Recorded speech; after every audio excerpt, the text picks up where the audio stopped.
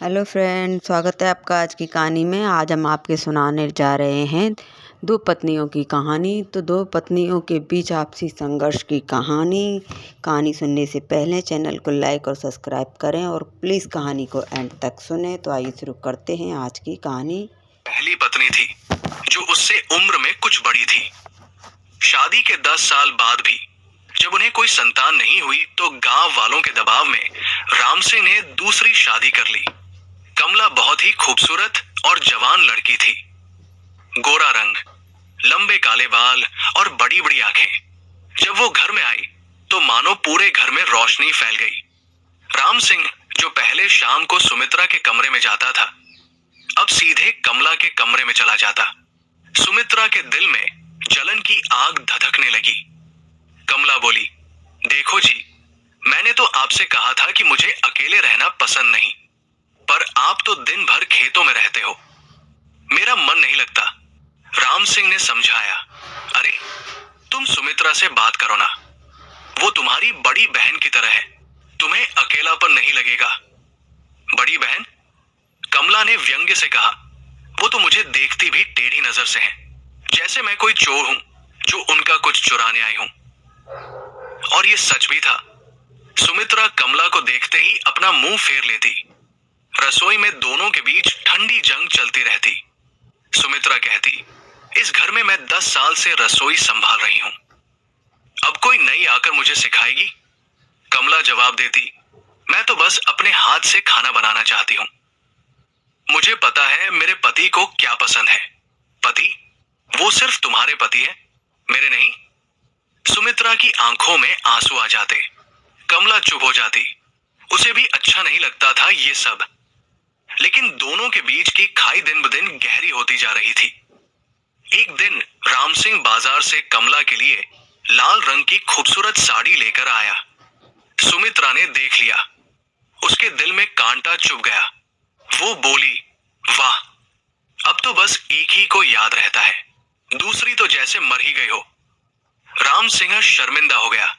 उसने कहा, अरे तुम्हारे लिए भी तो लाया हूं। ये कहकर उसने एक साधारण सी सफेद साड़ी निकाली। सुमित्रा ने साड़ी को हाथ भी नहीं लगाया। बोली, रख लो अपने पास, मुझे नहीं चाहिए तुम्हारी दया। उस रात सुमित्रा ने खाना नहीं बनाया, कमला ने बनाया। राम सिंह ने दोनों को बुलाया, लेकिन सुमित्रा नहीं आई। वो अपने कमरे में रो रही थी। जैसे जैसे महीने बीतते गए, सुमित्रा और भी उदास होती गई। वो दिन भर अपने कमरे में बैठी रहती या मंदिर चली जाती। गांव की औरतें उस पर तरस खाती। कोई कहती, बेचारी, पहले तो कोई बच्चा नहीं और अब पति का प्यार भी छिन गया। दूसरी तरफ कमला को भी सुकून नहीं था। राम सिंह हर रात उसके पास आता तो जरूर, लेकिन उसकी आंखों में वो चमक नहीं थी। वो सोचता रहता कि सुमित्रा नाराज तो नहीं, उसने खाना खाया या नहीं। 6 महीने बाद कमला गर्भवती हो गई। जब ये खबर घर में फैली तो सुमित्रा का दिल और टूट गया। अब तो उसके पास कुछ भी नहीं बचा था, ना पति का प्यार, ना अपनी कोई संतान। एक दिन सुबह सुमित्रा आंगन में झाड़ू लगा रही थी। कमला बाहर आई। उसके हाथ में चाय के 2 कप थे। उसने एक कप सुमित्रा की तरफ बढ़ाया। क्या है? सुमित्रा ने रूखेपन से पूछा। चाय। मैंने सोचा हम दोनों साथ बैठकर पिए। मुझे नहीं चाहिए। सुमित्रा ने मुंह फेर लिया। कमला की आंखों में आंसू आ गए। वो धीरे से बोली, देखो दीदी, मैं जानती हूं आप मुझसे नफरत करती हैं, लेकिन ये तो सोचो कि हम दोनों एक ही परिस्थिति में हैं। हम दोनों एक ही आदमी की पत्नियां हैं। हम दोनों को एक ही घर में रहना है। सुमित्रा ने कहा, हाँ, लेकिन तुम्हारे पास सब कुछ है। पति का प्यार है, अब बच्चा भी होने वाला है। मेरे पास क्या है? खाली कमरा और सूना आंगन। तो क्या ये मेरी गलती है? कमला की आवाज काम गई। मैं भी तो अपने माँ बाप की इकलौती बेटी थी। मुझे भी तो सपने थे अपने घर के, अपने पति के, लेकिन मुझे एक ऐसे घर में ब्याह दिया गया जहां पहले से एक पत्नी मौजूद है। क्या मैं खुश हूं यहां? सुमित्रा पहली बार चौंकी। उसने कभी इस नजरिए से नहीं सोचा था। कमला भी तो पीड़ित थी। आगे बोली, मुझे पता है आप सोचती है कि मैंने आपका सब कुछ छीन लिया, लेकिन सच तो ये है कि ना आपकी खुशी पूरी है ना मेरी। हम दोनों आधी आधी जिंदगी जी रही है। उस दिन के बाद दोनों के बीच बातचीत तो नहीं हुई, लेकिन खुली दुश्मनी जरूर थोड़ी कम हो गई। कुछ महीने और बीत गए। कमला का पेट अब साफ दिखने लगा था। राम सिंह उसका बहुत ख्याल रखता। सुमित्रा ये सब देखती और अपने भाग्य को कोसती। एक रात भयानक तूफान आया। बारिश इतनी तेज थी कि घर की छत टपकने लगी। राम सिंह उस समय शहर गया हुआ था। घर में सिर्फ दोनों पत्नियां और 2 नौकर थे। अचानक आधी रात को कमला की चीख सुनाई दी। सुमित्रा अपने कमरे में थी। उसने पहले अनसुना कर दिया। मुझे क्या, वो अपना देख ले, लेकिन चीखें बढ़ती गई। कमला दर्द से कराह रही थी। सुमित्रा का दिल पिघला। वो दौड़कर कमला के कमरे में गई। कमला पेट पकड़कर बिस्तर पर लेटी थी। उसके माथे पर पसीने की बूंदें थी। दीदी, बहुत दर्द हो रहा है, लगता है बच्चा होने वाला है। क्या अभी? लेकिन अभी तो समय नहीं हुआ। सुमित्रा घबरा गई। पता नहीं, लेकिन दर्द सहा नहीं जा रहा। सुमित्रा ने तुरंत नौकर को दाई को बुलाने भेजा। लेकिन इस तूफान में कौन आता? रास्ते टूट गए थे, पानी ही पानी था। नौकर खाली हाथ लौट आया। मालकिन, दाई कह रही है कि वो इस तूफान में नहीं आ सकती। सुबह तक इंतजार करना पड़ेगा। सुबह तक? कमला रो पड़ी। मैं सुबह तक कैसे? एक और दर्द का दौरा आया। सुमित्रा के सामने 2 रास्ते थे। या तो वो अपने कमरे में चली जाए और कमला को उसकी किस्मत पर छोड़ दे, या फिर उसने एक गहरी सांस ली। कमला, घबराओ मत, मैं हूं ना। सुमित्रा ने उसका हाथ पकड़ा। कमला चौंक गई। लेकिन दीदी, आपको तो। चुप रहो, बस मेरी बात मानो। सुमित्रा ने नौकरानी से गर्म पानी और कपड़े मंगवाए। उसने अपनी मां से सुना हुआ सब कुछ याद करने की कोशिश की। पूरी रात सुमित्रा कमला के पास बैठी रही, उसका हाथ पकड़े रही, उसे हिम्मत दिलाती रही। बस थोड़ा और, हिम्मत रखो, सब ठीक हो जाएगा। कमला ने दर्द के बीच कहा, दीदी, मुझे डर लग रहा है। अगर मुझे कुछ हो गया तो? कुछ नहीं होगा। सुनो, जिंदगी ने हम दोनों को एक साथ बांधा है। एक ही घर में, एक ही पति की पत्नियां। हम चाहे या ना चाहे, हम एक दूसरे से बंधे हैं। आज तुम्हें मेरी जरूरत है, कल मुझे तुम्हारी हो सकती है। भोर होते होते एक बच्चे की किलकारी गूंजी। सुमित्रा ने अपने हाथों से उस बच्चे को संभाला। एक प्यारा सा बेटा। कमला थकी हुई थी, लेकिन उसकी आंखों में खुशी के आंसू थे। दीदी, आपने मेरी जान बचाई, मेरे बच्चे को बचाया। कमला रो पड़ी। सुमित्रा ने बच्चे को कमला की गोद में रखा, फिर धीरे से उसके माथे पर हाथ फेरा। ये बच्चा सिर्फ तुम्हारा नहीं है कमला, ये हमारे घर का है, मेरा भी है।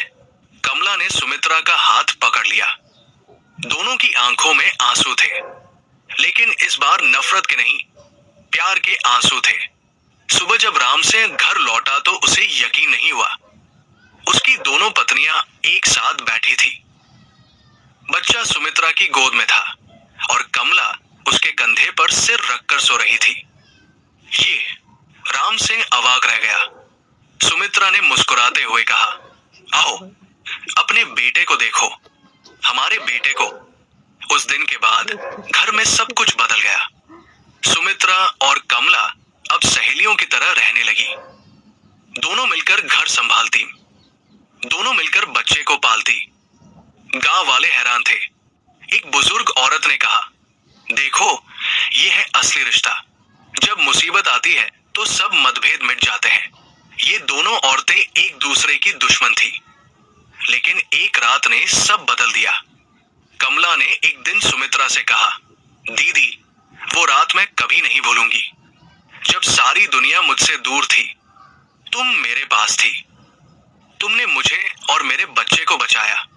सुमित्रा ने जवाब दिया, उस रात मैंने भी बहुत कुछ सीखा कमला। मैंने सीखा देखा कि नफरत से ना तुम्हें सुख मिलता है ना मुझे। हम दोनों एक ही नाव में सवार हैं। अगर नाव डूबी तो दोनों डूबेंगे, अगर पार लगी तो दोनों पार लगेंगे। एक दिन राम सिंह ने दोनों को बुलाया। मैं बहुत खुश हूं कि तुम दोनों अब साथ रहती हो, लेकिन मुझे एक बात का बहुत मलाल है। मैंने तुम दोनों को कभी समझने की कोशिश नहीं की। मैं तो बस अपनी खुशी देखता रहा। सुमित्रा बोली, बीती बातों को भूल जाओ। अब हम तीनों एक परिवार हैं और ये छोटा सा परिवार हमारी सबसे बड़ी खुशी है। कमला ने बच्चे को सुमित्रा की गोद में दिया और बोली, दीदी, आज से ये बच्चा तुम्हारा है। मैं सिर्फ इसकी मां हूं, लेकिन तुम इसकी दादी, बुआ और सब कुछ हो। इसे 2 माओं का प्यार मिलेगा। 2 साल बाद सुमित्रा को भी एक बेटी हुई। कमला ने उसे अपनी बेटी की तरह पाला। दोनों बच्चे साथ बड़े हुए। गांव में कहावत बन गई, राम सिंह के घर जैसा सुख किसी के घर नहीं, जहां 2 पत्नियां प्यार से रहती है। सुमित्रा अक्सर कहती, जिंदगी ने हमें एक सबक सिखाया, नफरत से किसी का बुरा नहीं होता, प्यार से सबका भला होता है। हम दोनों नफरत में जल रही थी, लेकिन उस एक रात ने हमें बहन बना दिया। कमला जवाब देती, सच कहा दीदी, वो कहावत है ना, अकेला चना भाड़ नहीं फोड़ सकता। हम दोनों अगर अलग अलग होते तो दोनों दुखी होते, साथ आए तो घर स्वर्ग बन गया। समय बीतता गया। राम सिंह के घर में सुख शांति छा गई। गांव की दूसरी औरतें भी सीख लेने लगी। जहां भी 2 पत्नियों में झगड़ा होता, लोग राम सिंह के घर की कहानी सुनाते। एक बुजुर्ग ने कहा, इस कहानी से हमें ये सीख मिलती है कि परिस्थितियां हमें तोड़ती नहीं, जोड़ सकती है। बस जरूरत है एक दूसरे को समझने की, एक दूसरे के दर्द को महसूस करने की। सुमित्रा और कमला की दोस्ती पूरे इलाके में मशहूर हो गई। लोग कहते, ये दोस्ती नहीं, ये आत्मा का रिश्ता है। एक रात ने 2 दुश्मनों को सगी बहनों में बदल दिया, और इस तरह एक तूफानी रात ने 2 दिलों को बदल दिया। नफरत की दीवार टूट गई और प्यार का पुल बन गया।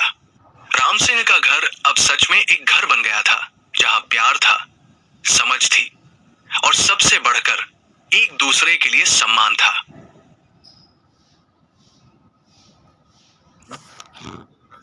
तो दोस्तों, कहानी कैसी लगी? अच्छी लगी हो तो अपना जवाब हमें कमेंट बॉक्स में लिख भेजें, और ऐसी ही रोचक और इंटरेस्टिंग कहानियों के लिए हमारे साथ हमारे चैनल भक्ति यहाँ है में जुड़े रहिए। तो आज के लिए बस इतना ही। बोलो जय श्री कृष्ण, राधे राधे, राधे राधे, जय श्री राम।